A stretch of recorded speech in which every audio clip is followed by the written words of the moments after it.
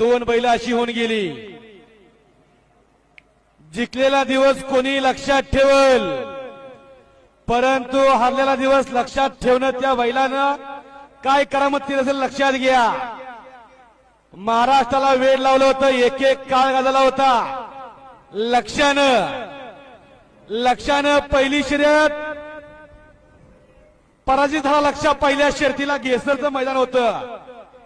खऱ्या अर्थानं विरोधकांनी जवळजवळ 1 तास मैदानामध्ये आतिषबाजी केली होती, कारण की ते जिंकले होते म्हणून।